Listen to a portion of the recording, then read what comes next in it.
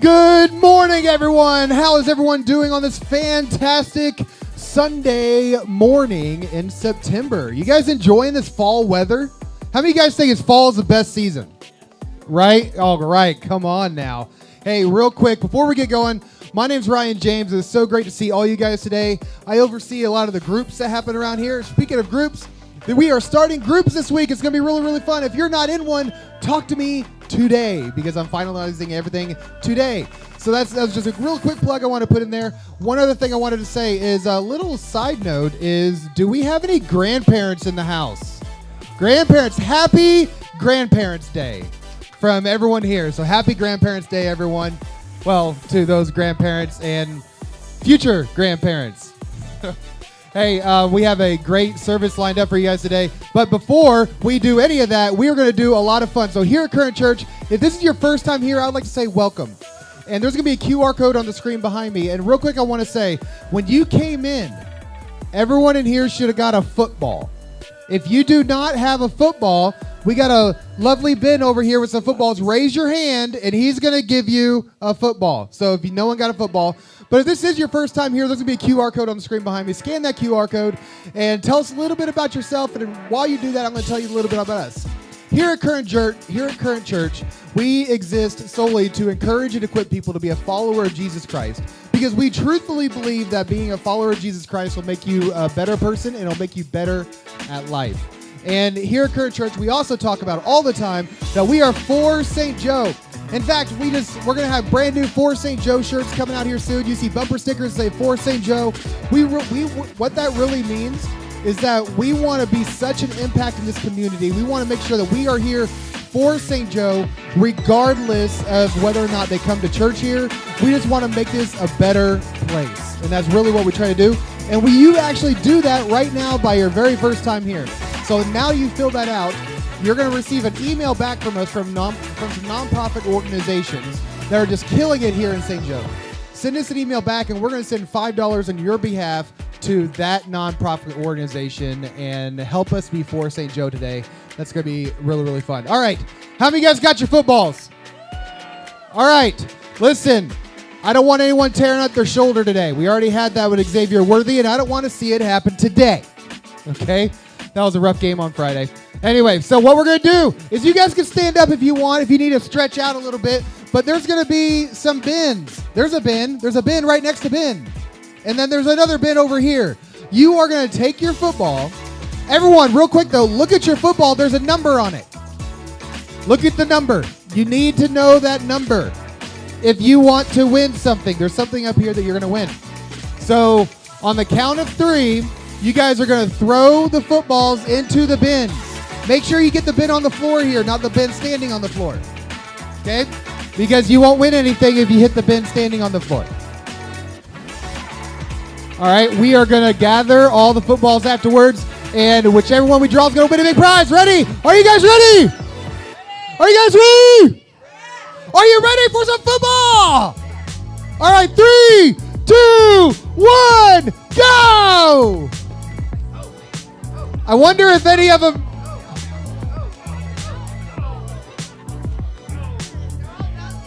This is like a carnival game. Has everyone gone? Is there any footballs left? Okay. All right, let's combine the footballs. While they are doing that, and we're about to draw, I want to show you guys what's up for grabs today.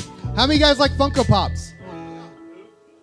Funko Pops, right here. How many of you guys like the Chiefs? How many of you guys like Patrick Mahomes? We got a special Patrick Mahomes Funko Pop we're going to be giving away today. Okay, did we... 93. 93! Who had 93? Who had 93? Heidi! Heidi's the winner of a brand new... Here we go.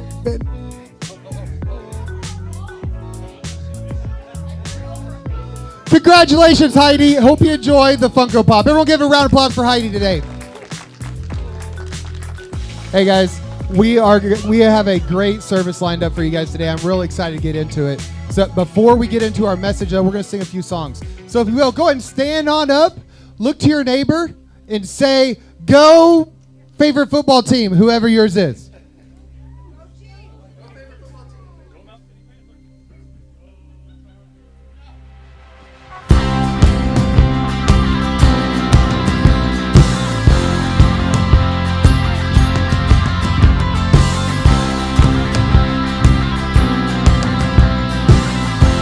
Sing with us this morning. Your word is a lamp unto my feet. Your way is the only way for me. It's a narrow road that leads to life, but I want to be on it. It's a narrow road, the mercy is wide, 'cause you're good on your promise. You spoke and the chaos filled in life. I know, 'cause I've seen it in my life. It's a narrow road that leads to life, but I want to be on it. It's a narrow road, but the tide is high. You're part of the water. I'll take you at your word. If you said it, I'll believe it. I've seen how good it works. If you started, you'll complete it. I'll take you at your word. 'Cause you're good on your promise. You said your love will never give up. You said your grace is always enough. You said your heart would never forget or forsake me.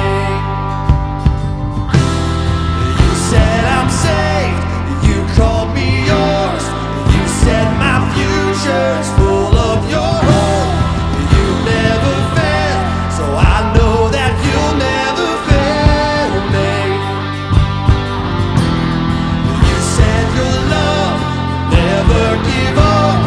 You said your grace is always enough.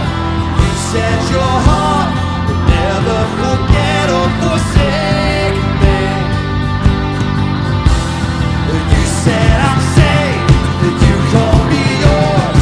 You said my future's full of your hope. You'll never fail, so I know that you'll never fail me. I'll take you at your word. If you said it, I'll believe it. I've seen how good it works. If you started, you'll complete it. I'll take you at your word. If you said it, I'll believe it. I've seen how good it works. If you started, you'll complete it. I'll take you at your word. 'Cause you're good on your promise. I'll take you at your word.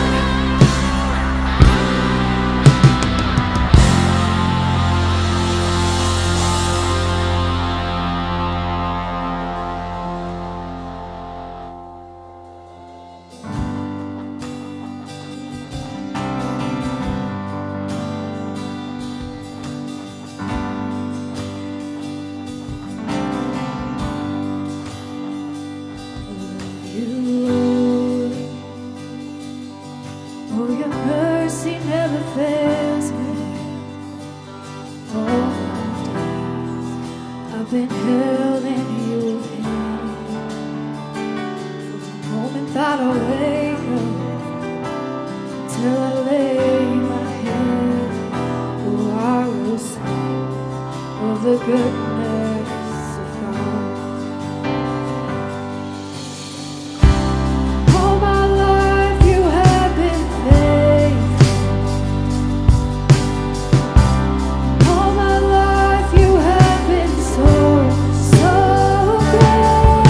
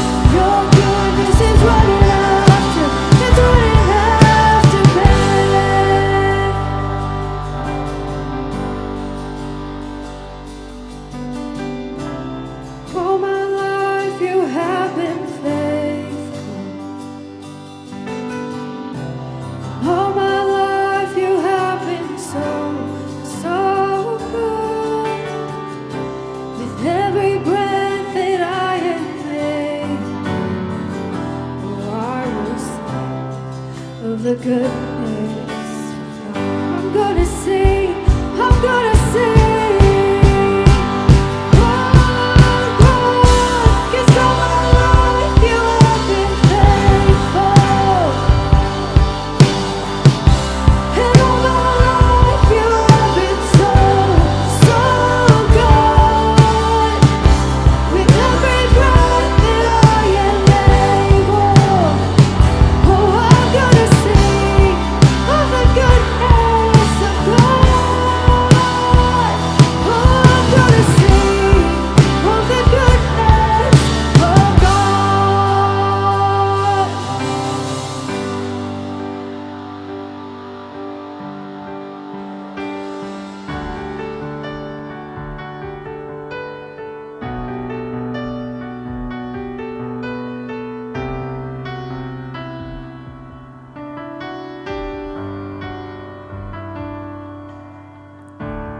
You are good and all things perfect. I can trust your promise. I've never seen you turn away. You have loved the undeserving. Seen your mercy follow me all my days. Oh, it doesn't make sense how your love is so good. You call me your friend, and I thought I was too far gone. Now I know you're never gonna let me go.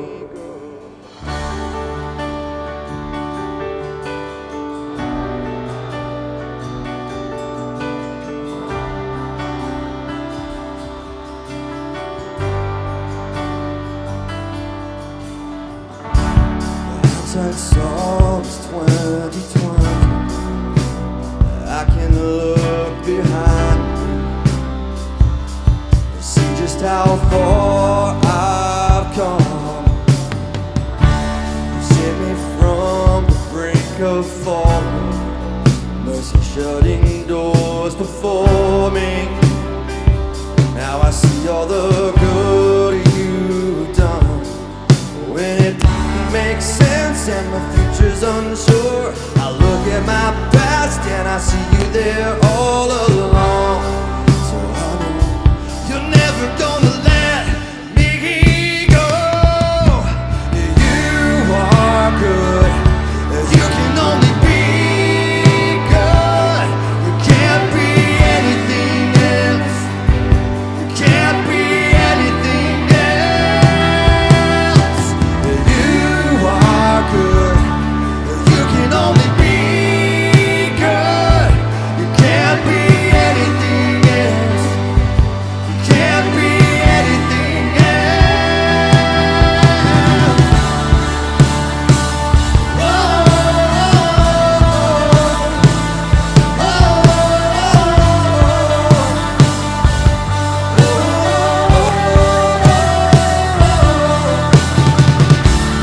Good today, you'll be good tomorrow. Always been good on your promise.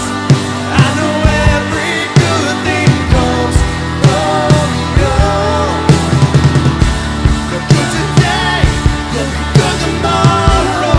Always been good on your promise. I know every good thing comes from you.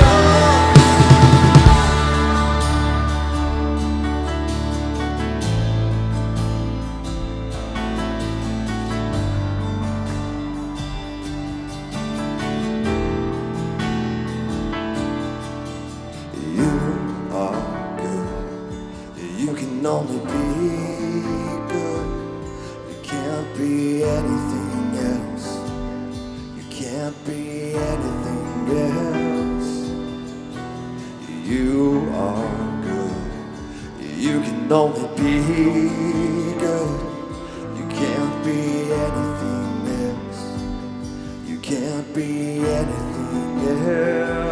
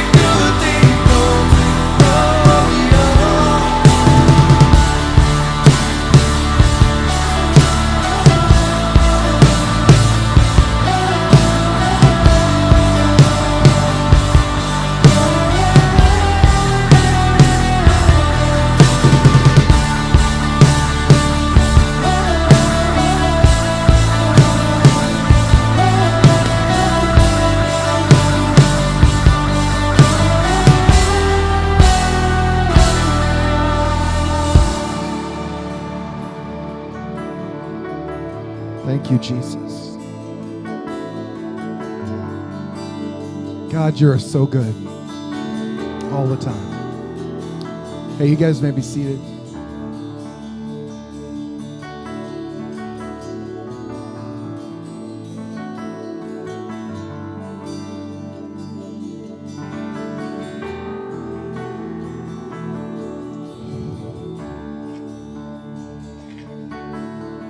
Thank you, Jesus.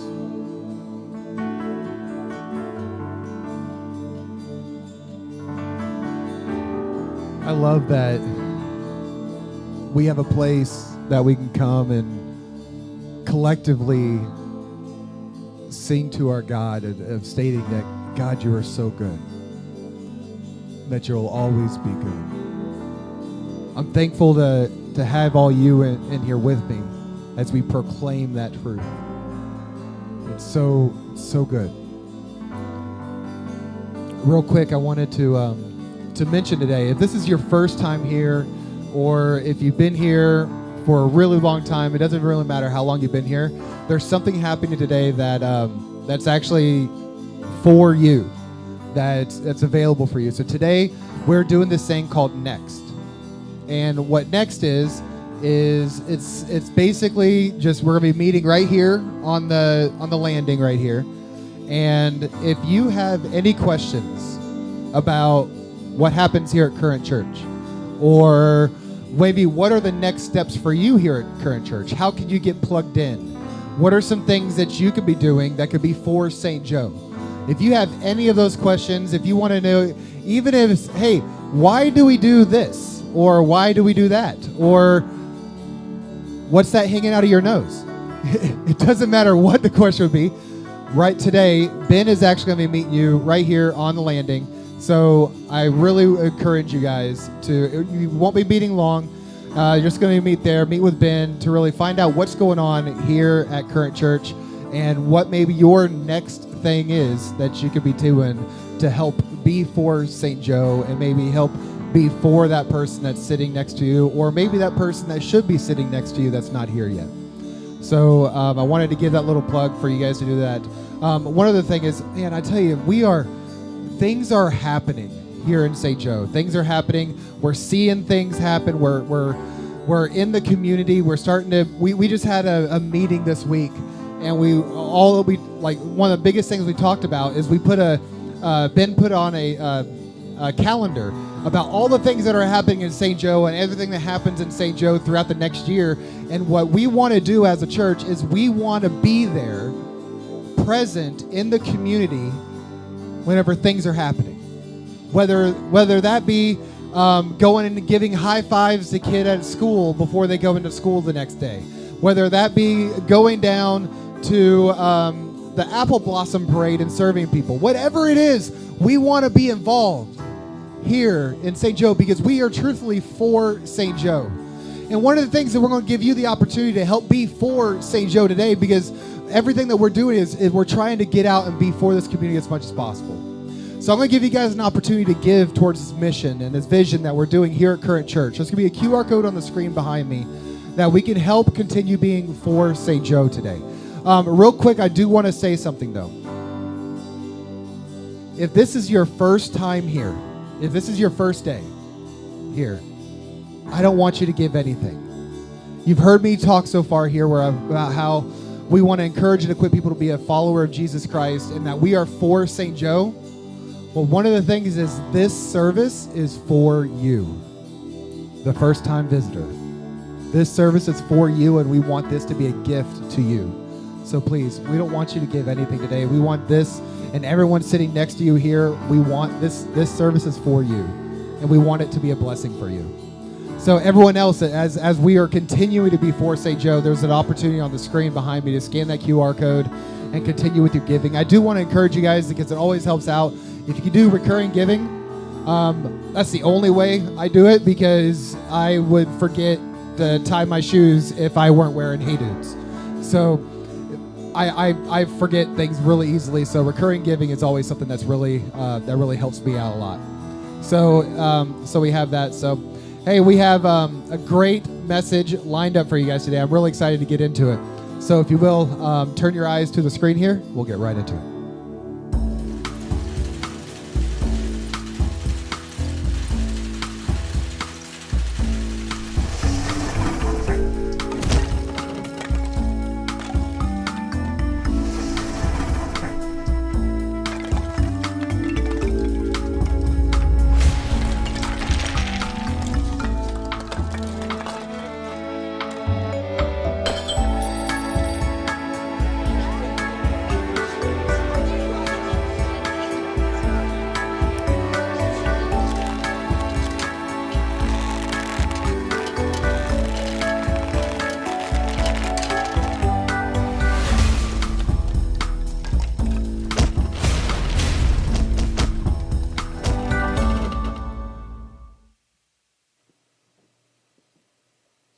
Today, I'll have to get my mic on sooner next time. So today, we are starting a three-part series called The Weight of Your Words. I'm really excited about this one. You guys have all heard the saying that actions speak louder than words.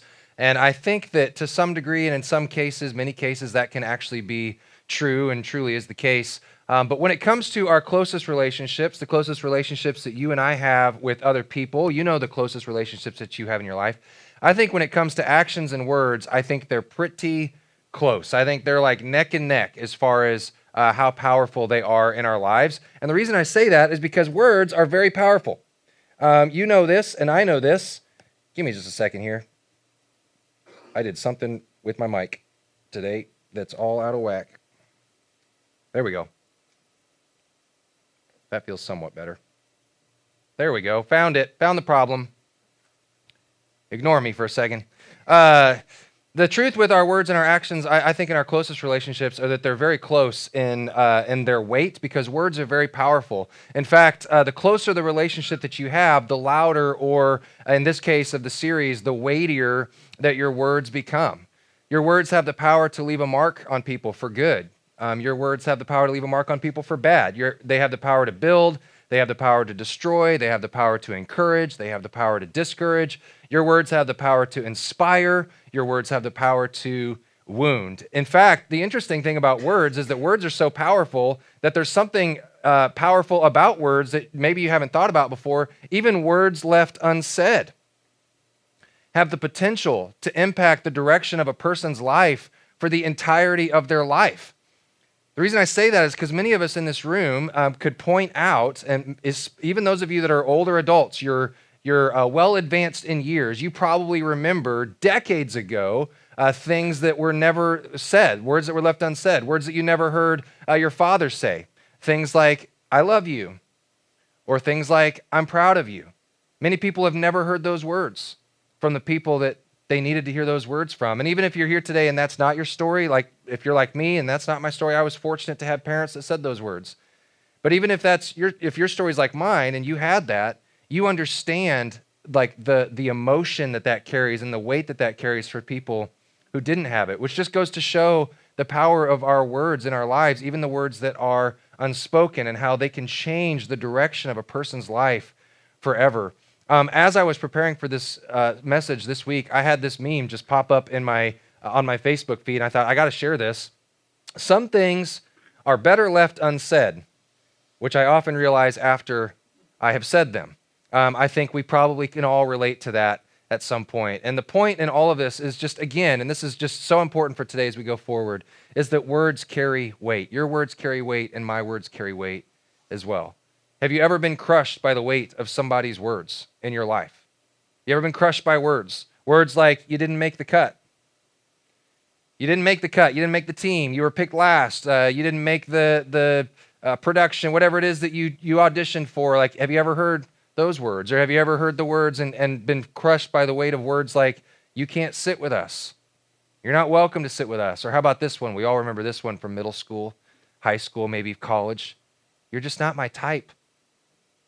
To which we think to ourselves and maybe say out loud, then what is your type? Whatever your type is, I will change. I will become your type in order to become, for you to become interested in me. The other person's, letting you down easy with their words, but you've just been crushed by the weight of those words, right?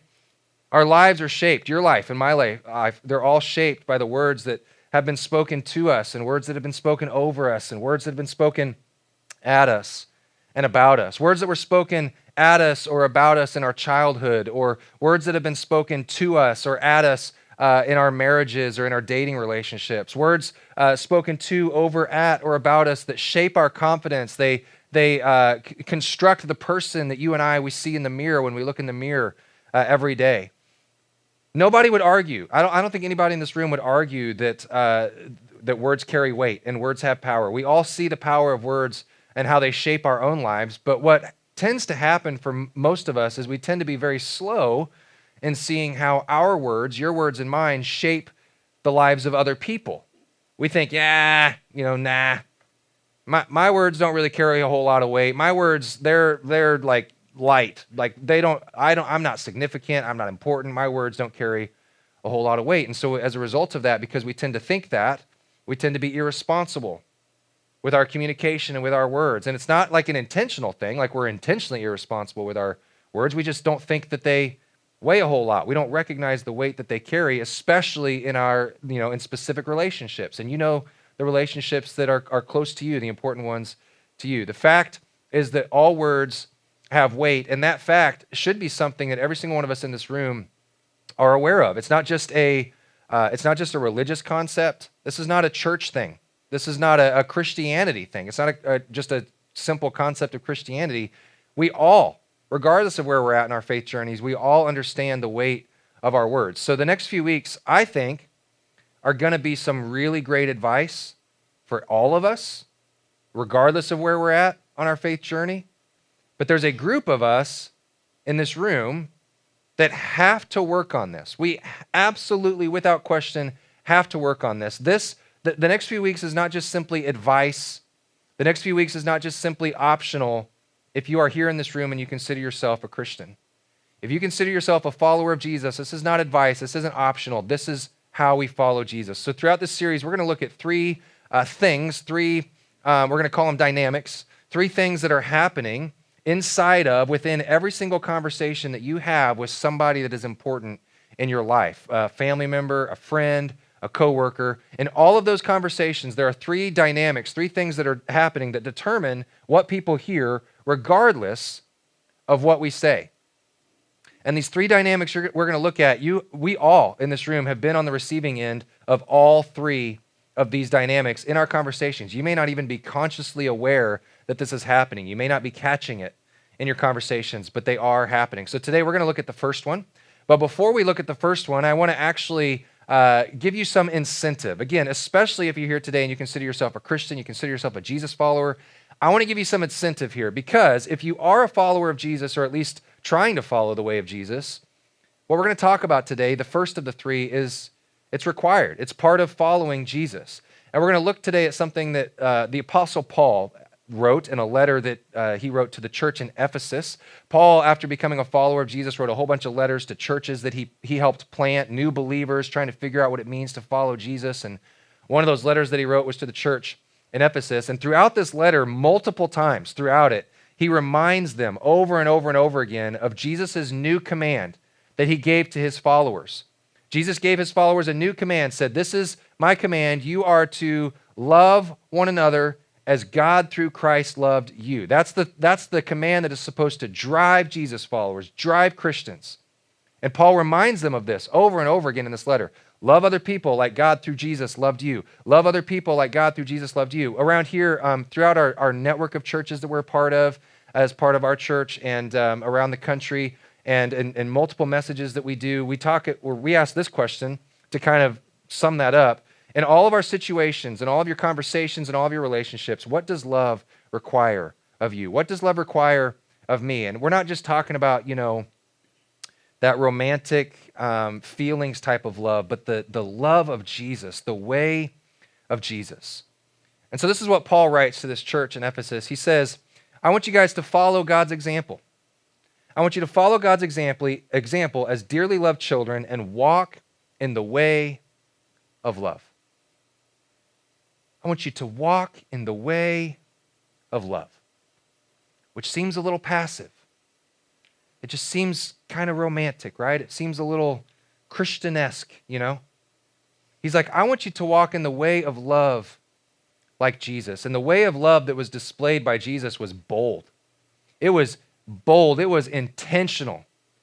It was sacrificial to the point of being bloody and beaten. That's the kind of incredible, amazing, others first type of love that Jesus modeled and displayed for his followers and for you and for me. In fact, the early church, they picked up on this so well that they decided to, Rome started picking up on what Christians were doing in their way of love, to the point where they were like, these Christians, they're different. Like, they love different. They love boldly and intentionally and sacrificially, like this Jesus. We got to figure out what's different about them. And that way of Jesus and the way of the early church, it ended up changing the world.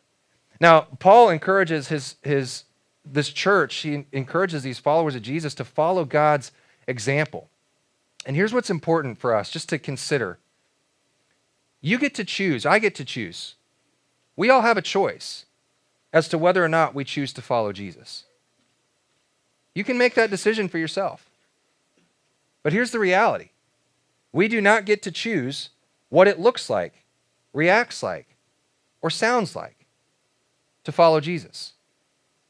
We don't get to define what that love looks like in our own way. You and I, culture, you as an individual, me, us as a church, we don't get to define love our way. Jesus defined what love looks like for us. Jesus modeled what love looks like for us. And Paul told us, I want you to walk in that way of love, just as, he continues on, just as Christ loved us. Again, we don't define it. We don't define what that others first brand of love looks like. Jesus defined it for us. He told us, I want you to love one another the way that I have loved you. And how did Jesus love us? Well, Paul tells us, just as Jesus gave himself up for us. And so Paul repeats this idea throughout this letter over and over again. And in this same letter that he wrote, Paul takes this big idea, the big idea of loving other people the way that Jesus loved us, the way that God loved us through what Jesus did for us, and he applies it specifically to the words that you use, the words that you choose. Paul's like, this is what the way of Jesus, this is what the way of love sounds like. Now, we've talked about this verse that we're about to look at multiple times in the last 4 years that we have existed as a church. In fact, we did an entire series a year ago just on this one verse. So for some of you, if you were here a year ago, you're going to be thinking possibly, perhaps to yourself, Ben, we've been here before. Like, why are we going over this again? So let me just ask you a question. For those of you who were here a year ago, have you been perfect with your words in the last year? Didn't think so. That's why we're talking about it again today. So here's what Paul says. He says, do not let any unwholesome word come out of your mouths. Do not let any unwholesome word come out of your mouths. Now, in the original language, this word unwholesome, it means like rotten. It literally would have been a word to describe like rotting fish. Don't let like rotten, corrupt, worthless words come out of your mouth. He's saying, I don't want you to let any bad words, any rotten words, any corrupt, any worthless words to come out of your mouth. He's painting kind of a word picture here. He's painting a picture of your mouth being like a gate that opens and closes and lets words out of your mouth, right? He's like, when those words try to come out, don't let them through. Now, so far we are 12 minutes in to this thing, and we could stop right there. We could stop right there. If you went home today and just worked on that, not letting anything bad, rotten, corrupt, worthless, nothing bad come out of your mouth, if that's all you went home and worked on, there are some people who would be glad to know that you are working on that this week. We could stop right there, right? Maybe perhaps right now you're watching this or listening to this after the fact at home because somebody sent it to you and thought, I think they could benefit from this message, right? Listen, that would be enough for us to work on right there, because some of us in this room are not very good gatekeepers of our mouths. We're just not. And we like to use the excuse. We like to shroud it in, well, I'm just being honest. I'm just being honest. I'm just being honest. Let me just point something out to you for just a moment. Honesty means that everything you say is true. Honesty does not mean that you need to say everything that's true. If you decide to walk around in your life and say everything that is true, you will have no friends. You will have no job. You will have no family.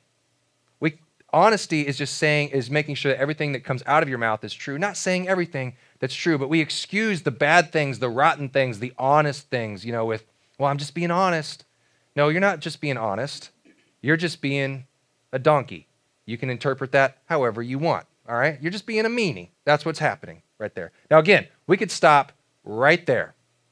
Go home and work on that, and you would already have plenty to work on, just like I would have plenty to work on. That's the negative side of things, okay? But we're not going to stop there because I prepared more of a message than that. So we're going to keep going.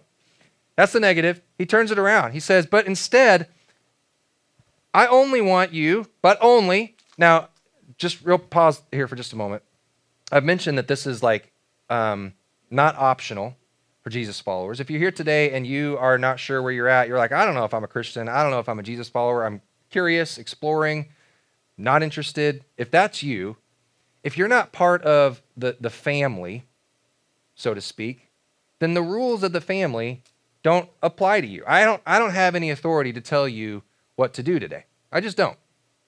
But if you're like, yeah, I'm a Christian, I'm following Jesus, I'm trying to figure this thing out, well, then Paul is speaking to you and he's speaking to me today. When he says, but only, he means these are the only ones, the only words that I want to see come out of your mouth. He says, but only words that are good for building others up according to their needs.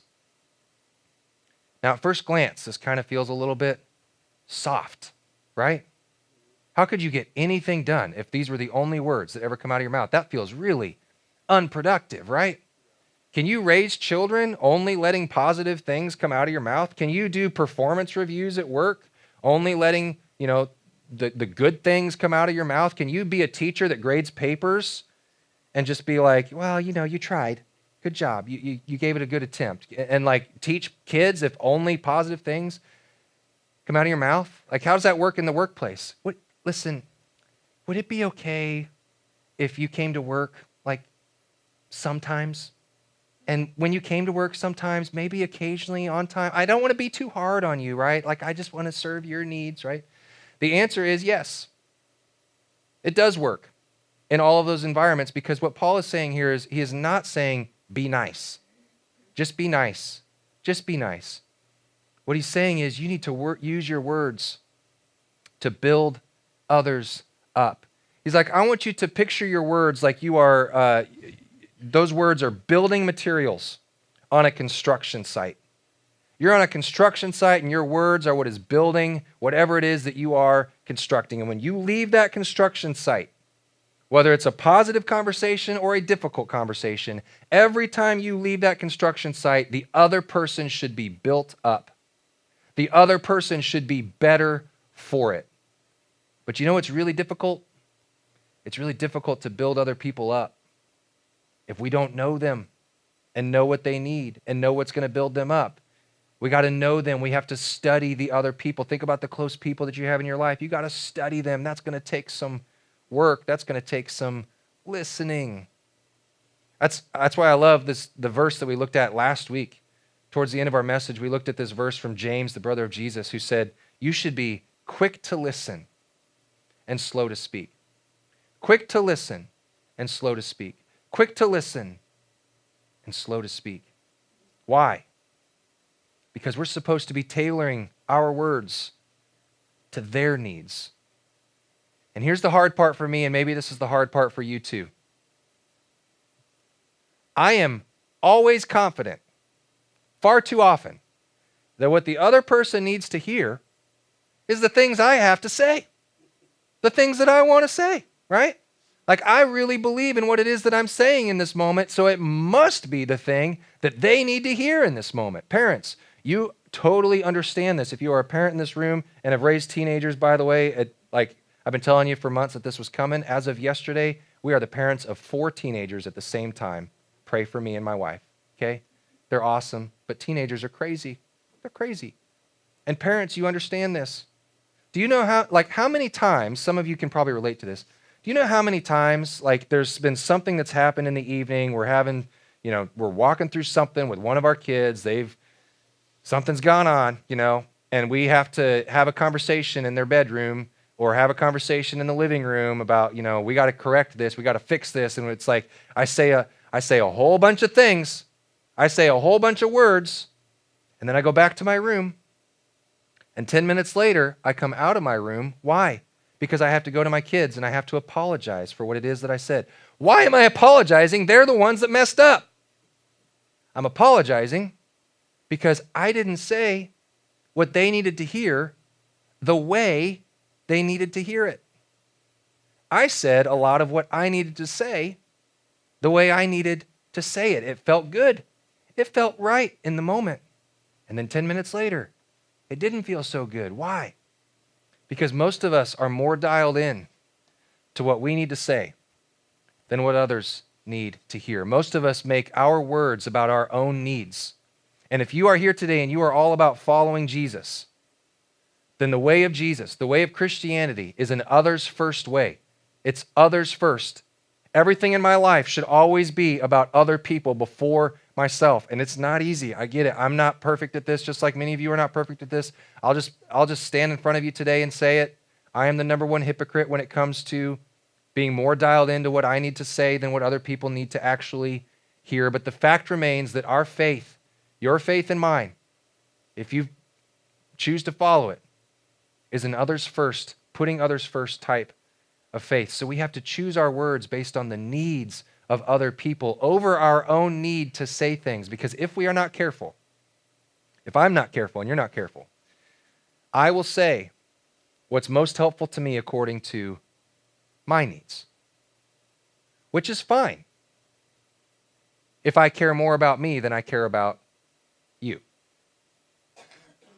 This right here is fine for you if you care more about yourself and your needs than you care about your kids, than you care about your wife or your husband or that family member or that close friend. Jesus told us in his own words, he said, even the Son of Man, referring to himself, God in the flesh, the most powerful, amazing, incredible human, perfect human on the planet, did not come to be served, but he came to serve other people and to give his life for other people. Giving your life, sacrificing yourself and your needs, that's how you parent. That's how you employ. That's how you lead. That's how you neighbor. That's how you love. And think about this, Christian or not, no matter where you're at today, you like it when people do that for you, right? You like it when you hear from other people the things that you need to hear, even if some of those things are hard to hear, even if some of those things are tough things. You like it when other people say the tough things to you, so long as you know and are confident that they're saying them because they have your best interests in mind. You like it, and I like it. Even the hard stuff. When we know that they have our best interests in mind, when that happens, we lean in. So Paul says, I only want you to use words that are good for building others up according to their needs, so that, here's the when, here's the reason, here's the why, here's how you know if you did it right, so that it may benefit those who listen. Your words should be beneficial to the person that's on the other side of them. Whether they're received as beneficial or not, they should be beneficial to that person. It should leave them better. It should leave them built up. Some of those things that you and I have to say to other people, they're hard, but there's a right way to say hard things. I don't typically choose the right way to say the hard things to my kids. I'm working on it. You and I, we all in this room, we all need to hear hard, difficult things. We all need to say hard, difficult things.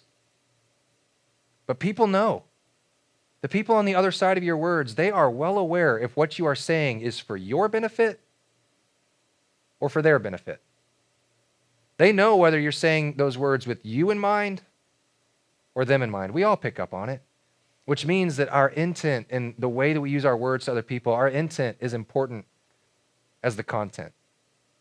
It's really difficult to receive difficult words if you cannot trust the other person. But when you know that they have your best interests in mind, you receive them so much better. And other people are the same way. They will receive your words from you so much better when they know and they're confident, when they can trust that you have their best interests in mind. So we have to get this right. So let's just look at that whole verse one more time from Paul. Do not let any unwholesome word come out of your mouths, but only words that are good for building others up according to their needs, that it may benefit those who listen. This right here, this is what following Jesus sounds like.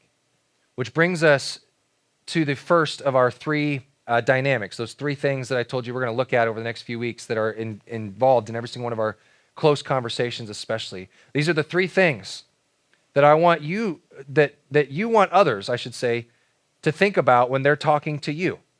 And so you should think about these things when you are talking to other people. The first one is this, that words are not equally weighted.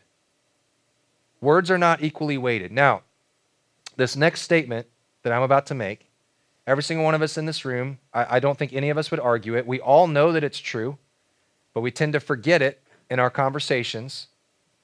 So pay very close attention here, because we tend to forget this. Me too. Negative words weigh way more than positive words. Now, just to make sure you guys got this, I think we should all say this out loud together. Are you ready? Just to make sure you're awake out there. We're going to say it out loud. Here we go. Ready? Negative words weigh way more than positive words. We're going to do that one more time. This time, really emphasize that second way because it's so true. Negative words weigh way more than positive words. That was very good. You know, studies have shown for years and years, like decades at this point, that we need about, in just our public, everyday relationships, like especially in like work environments, we need about 5 to 9 positive words for every 1 negative or constructive word in our relationships. 5 to 9. Those studies, by the way, those are just in your everyday, like working type relationships. You're just making life happen type relationships. When it comes to relationships like your marriage, your kids, those relationships with people that you are close to, I would say that ratio of positive to negative is probably needs to be closer to 25 to 1. 25 positive, encouraging, helpful words for every 1 constructive, difficult thing to share with other people. Think about this. Here's why. Here's why this is important. Growing up, what are the things that you remember your parents saying more than anything? We remember a lot of things. That's one of them. We remember a lot of things that our parents said, right? But the things that you and I tend to remember the most from our childhood are the negative. The things that like stick around the most for most of us are the critical words, the cynical words, and the comparison words. Not just from our parents, but just from our relationships. Those are the words from our younger years that stick around, the words that wounded us, the words that scarred us for life. There are some words that were said to you when you were younger that like you still see those things when you look in the mirror, things that were said to you by a mom, dad, brother, sister, a friend, a close friend. I will never forget. This is going to be really hard for me. I'm going to get really vulnerable with you for just a moment. I will never forget when Amy and I first started dating. I was really trying to impress her family. This was 22, 23 years ago. I really wanted to impress her family, you know, like everybody would. You want to impress your significant other's family, right?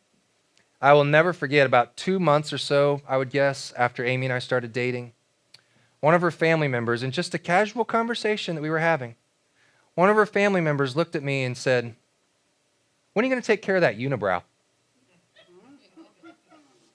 You're laughing at my pain. Like, this has stuck with me for over 20 years, and you guys are laughing at this. This hurts. Well, I'll answer that question for you. I went home and took care of that unibrow that day. And I kid you not, again, this is me being vulnerable, all right? This is me being real with you, and now this is like all you're ever going to see when you're staring into my beautiful eyes. Every week for 20 plus years, I have taken care of my unibrow because her family member hurt my feelings. The point being that words are not equally weighted. Negative words weigh way more than positive words. Those are the words that we remember. When I was growing up as a kid, I started to, when I first started learning music, I started on piano. That was kind of the requirement for playing drums in the school band. We had to take a year of piano lessons.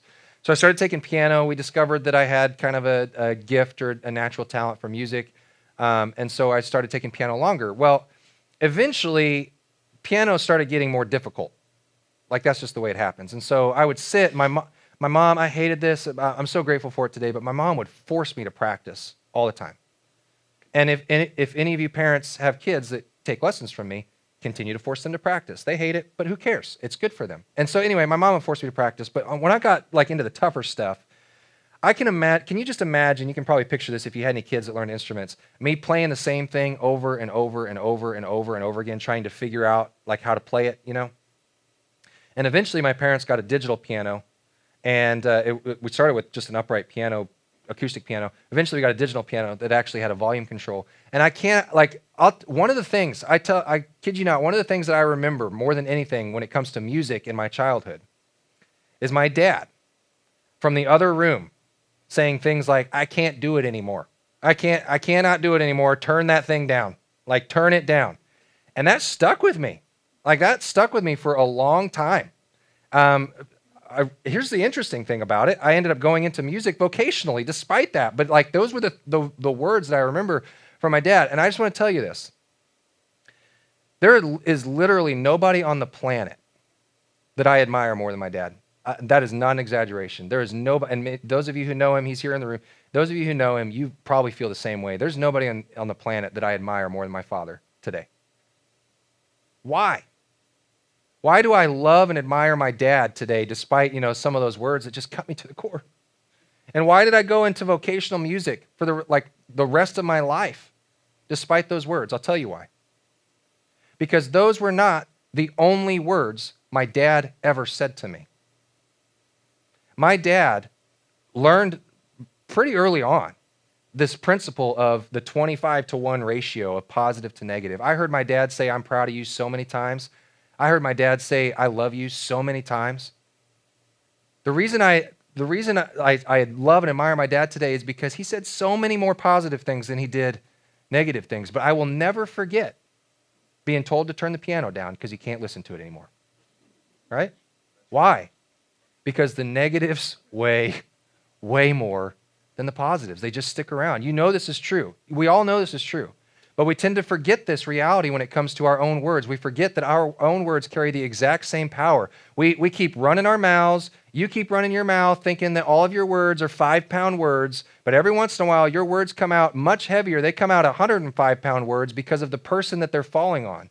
And you are responsible, and I'm responsible for our words. We are responsible for using constructing words that build others up according to their needs. Your job and my job is to dial into the needs of other people, the people that we are conversing with and talking to, and choosing the words that they need. And we're all going to mess this up. Every single one of us, we're going to mess this up. We're all going to say some negative things, some not even the constructive stuff. We're going to say some just bad, negative, stupid stuff sometimes. It's just a reality. And so the reality is we got to overload on the positive. We got to overload on the constructive. Overloading on the positive and the constructive will guarantee that constructive criticism that we have to give will get its intended result. That even those necessary negative things that we have to say will get their intended result. Dads, I just want to talk to you in the room for just a moment. Those of you that are fathers, and I'm talking to myself, by the way, right now too. Dads, we tend to use fewer words. We tend to use a lot fewer words. And let's just be real here. Fathers, the negatives seem to be so much easier for us. They seem to come so much more natural for us. Just flow right through that gate, and we don't close that gate at all. We don't say a whole lot of positive things. We just don't use a whole lot of words. But man, when something goes wrong, we're quick to jump on that. We're right on it, right? Dads especially, we struggle with this. And then we like to use that excuse, well, I'm just being honest. I'm just being honest with them. I'm just trying to correct them. I'm just trying to make them better, trying to make them tougher.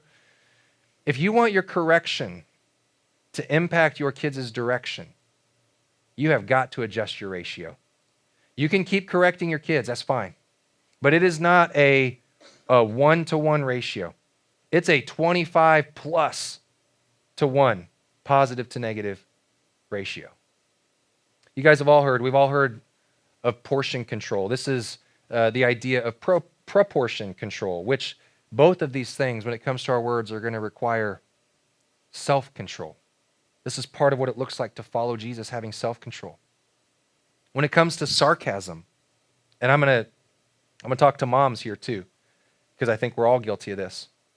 And we're working on this in our family too. Sarcasm will not make your kids tougher. The only thing sarcasm will do will make it tougher for you to connect with your kids. So we have got to figure out in our relationships how to overload on the positive things.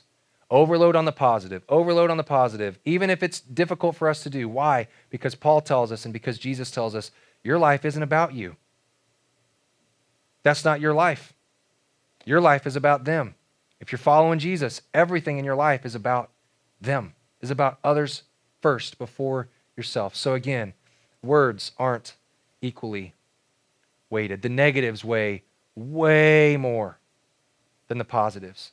And sometimes we have to say some difficult, what might feel negative type things, but those have to be the exception.